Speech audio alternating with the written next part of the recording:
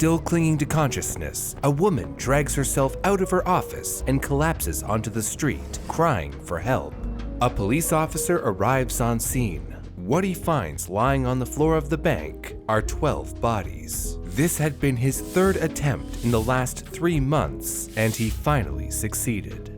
He was equipped with no weapons, just one business card and a handful of pills. What followed was the deadliest bank heist in history, led by one evil mastermind.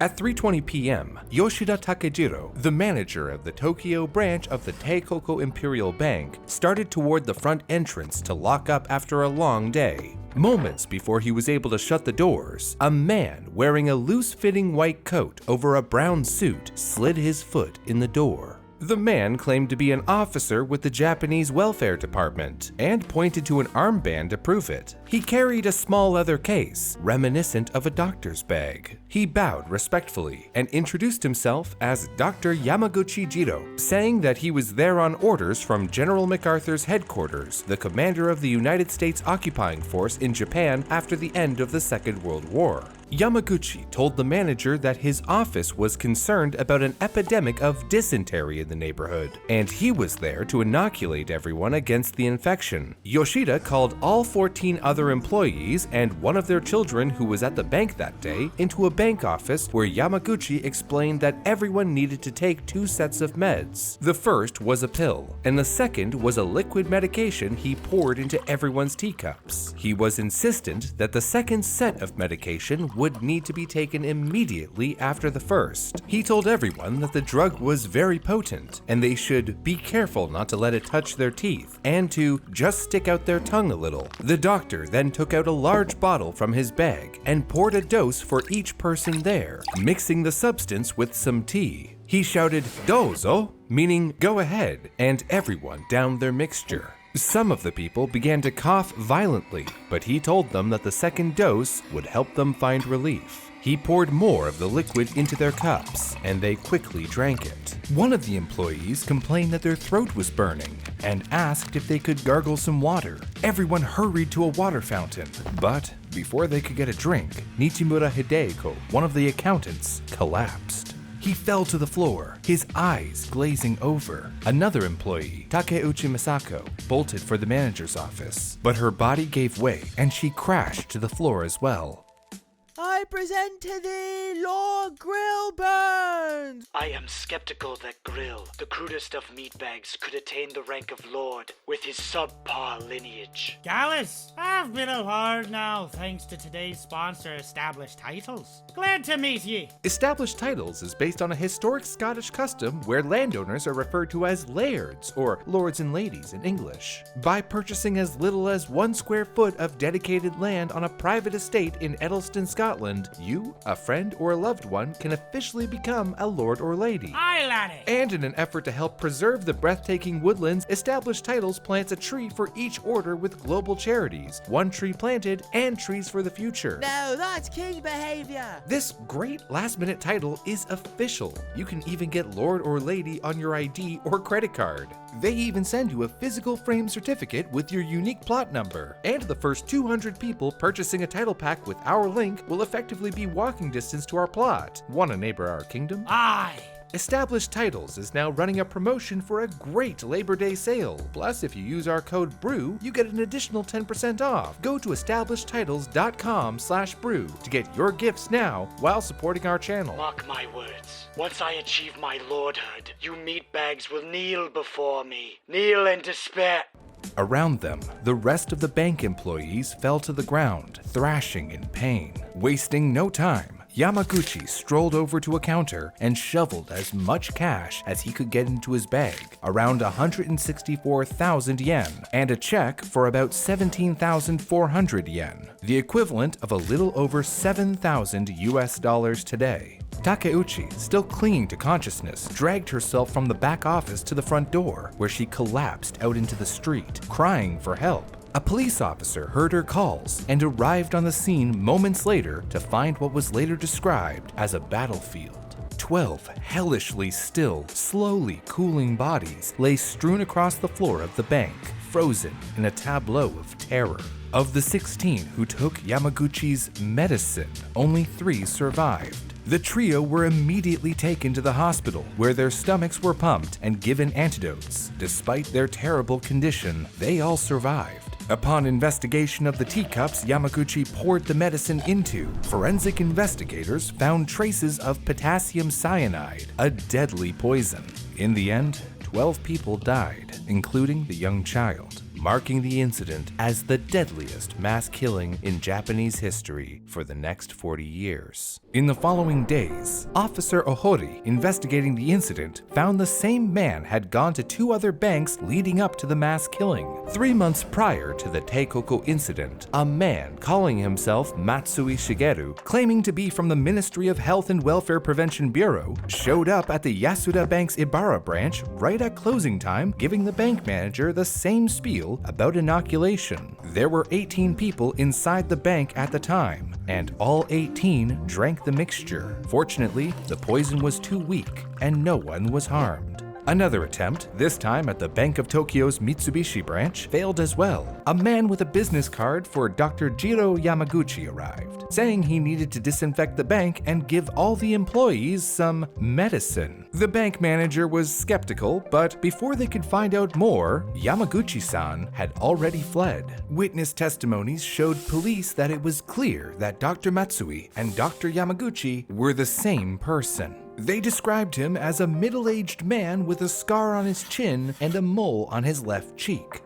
Japanese culture puts great emphasis on the trading of business cards. There are many rules of etiquette, and it's considered rude not to give one out to everyone you meet in a business setting. So, the man claiming to be Dr. Yamaguchi and Dr. Matsui gave out business cards to help corroborate his identity. Police didn't know who he was, but his assumed identities were a good place to start. Not long after they began pursuing this line of inquiry, they discovered that Dr. Jiro Yamaguchi was a total fabrication, and the business card was created at a shop in Ginza, a neighborhood in Tokyo. Dr. Matsui, on the other hand, was a real person and he lived in Sendai. Lucky for him, he was a well-known member of the community and was far from Tokyo at the time of the mass killing. The real Dr. Matsui had a rock-solid alibi. However, this was still a major break in the case for the investigators looking into the incident. Police found that the good doctor had recently printed a set of 100 business cards and had traded away 96 of them in recent weeks. And since the killer had to have met him in order to get their hands on his business cards, he had to be among those 96. The police then found the identities of the people that Dr. Matsui had given business cards to, and slowly, one by one, went down their list checking off anyone that had an alibi the day of the killing. Before long, authorities had managed to account for the locations of all but one of the people on their list, an artist named Hirasawa Sadamichi. Speaking with the authorities, Dr. Matsui recalled meeting Hirasawa on a ferry on the way to Hokkaido. However, police couldn't find any trace of the man, save for the records that his home in Tokyo had caught fire twice under mysterious circumstances. Investigators went to speak with Hirasawa at his home, but he wasn't there. His wife told them that her husband had gone to Otaru City to be with his parents who were very sick at the time. However, when police tracked down Hirasawa in Otaru City, they were surprised to find his parents in a perfect bill of health. Asking Hirasawa what he was doing the day of the killing, he told them that he was traveling to the Mitsubishi exhibition to meet with President Oshima of the Oshima Land Company to sell him a painting. Officers asked Hirasawa about his meeting with Dr. Matsui, to which he replied, "Of course I remember Dr. Matsui. We exchanged cards while on the ferry to Hokkaido." At this time, officers also noted that Hirasawa had a mole on his left cheek and a scar under his chin. They asked him if they could give him Dr. Matsui's card, but Hirasawa told them that he'd been robbed by a pickpocketer not long after he met the doctor, and no longer had the card. A check had been stolen from the bank the day of the killing, and had been cashed the day following. Investigators watching Hirasawa's home posed as various workers, including delivery drivers, repairmen, and bill collectors in order to get a sample of the artist's handwriting. Comparing the handwriting between Hirasawa's clandestine signature and the signature on the check, a handwriting expert determined that they were written with the same hand. Not only that, but the police also found that Hirasawa gave his wife 80,000 yen shortly after the killing, and his bank account showed a deposit of 44,500 yen, despite the fact that only days earlier, Hirasawa and his wife were asking friends for loans. When police questioned him about the money, he told them that it came to him from the sales of paintings and gifts from wealthy patrons. However, when police asked around to see who Hirasawa had sold paintings to, they found that he had only sold enough to make about 100,000 yen. Where did the rest of the money come from? By August, Inspector Ohori had had enough. With the missing business card, the mysterious deposits, and the lack of a solid alibi, he arrested Hirasawa and began the prosecution process. Police raided the artist's home and found a brown suit and a leather bag similar to the one the killer had on his person. Moreover, 2 of the survivors identified Hirasawa as the murderer, but witnesses of other incidents could not confirm. Police grilled Hirasawa, who was unable to explain the contradictions in his story. Eventually, he capitulated and admitted his guilt. "You are right, I am the man," he said.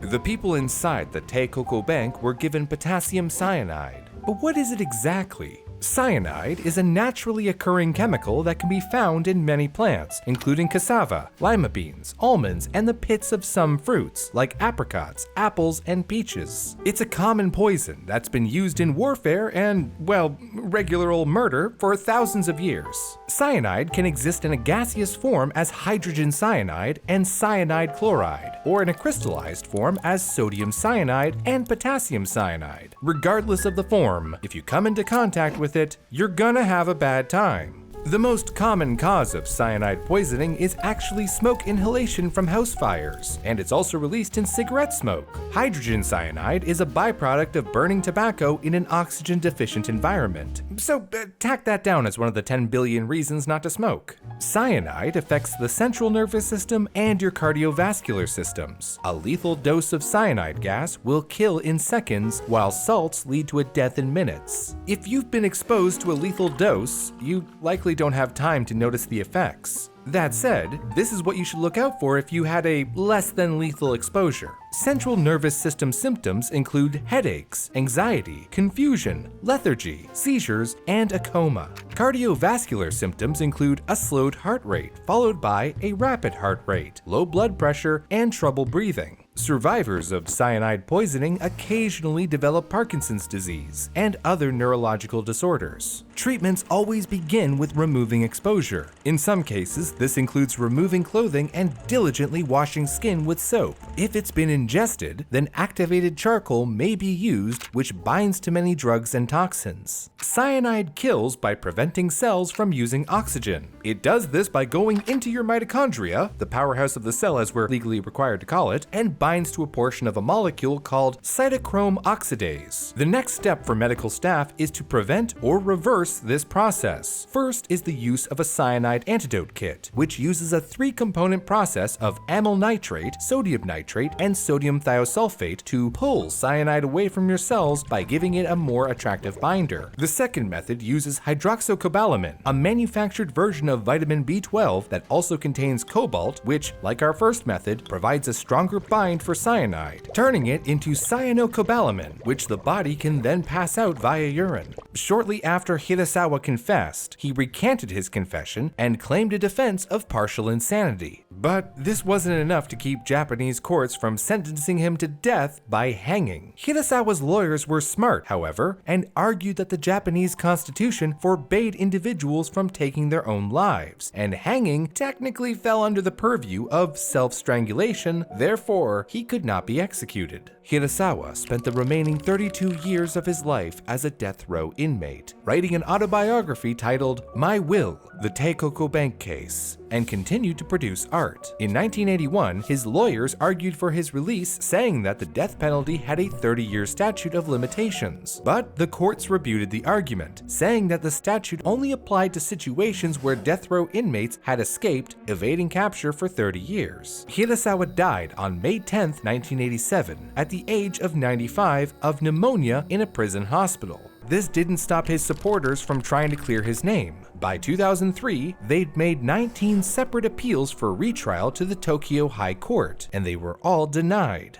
There were issues in the case that contributed to Hirasawa's widespread support. During the original trial, he had claimed that his confession was coerced, taken by use of brutal, non-stop interrogation and torture. His lawyers argued eyewitness testimony could not be trusted, as only 2 of 40 witnesses actually identified him, and they had become more unsure of that as the trial went on. The only hard evidence connecting Hirasawa to the robbery was the business card that the killer left in the bank, but police didn't bother following up on his claim of pickpocketing. Not only that, Hirasawa's 2 sons-in-law told police that he was playing cards with them at the time of the massacre, though this alibi was thrown out. However, his daughter also claimed that he was unable to see his son-in-law and instead visited her home, staying there until 3:30, but this testimony was ultimately thrown out as well. It has also been alleged by his supporters that the money deposited into Hirasawa's bank account and the money he gave to his wife was obtained through the sale of explicit paintings, which he wouldn't have admitted to the police. Another theory claims that since Japanese judges were unwilling to commit to Hirasawa's death penalty, they instead chose to move him from a Tokyo prison to an unheated detention house in Miyagi, where, supporters claim, the judges hoped he would die of natural causes. One judge said of the decision, "If their hearts were in it, they could have read the record and signed the death warrant long ago. But they were afraid, and I would be too."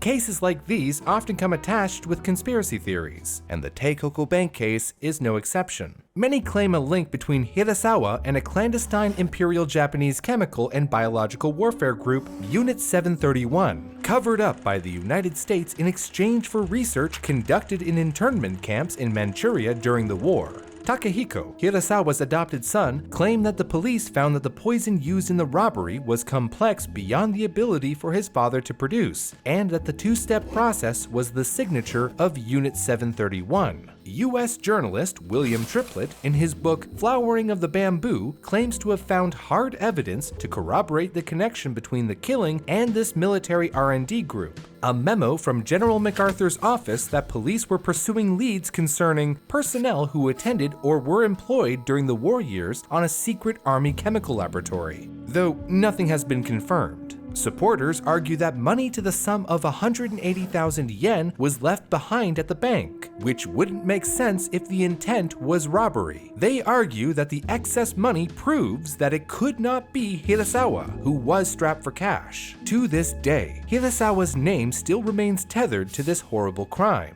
Whether he did it beyond a shadow of a doubt or if there are possible culprits is beyond our ability to confirm now. The judges in this case clearly weren't willing to make that final decision about capital punishment, and much of the ethical and philosophical discourse surrounding the death penalty hinges on whether or not we can execute people knowing that we and the justice systems we've built make mistakes sometimes. Is it moral to put someone to death when there is even the slightest possibility they could be innocent? Can we build a justice system that never punishes the wrong person? Even if we could, how do we ensure that system is never exploited or changed for the worse? It just goes to show that things are usually much more complicated than we want them to be. Sometimes the truth is a tough pill to swallow.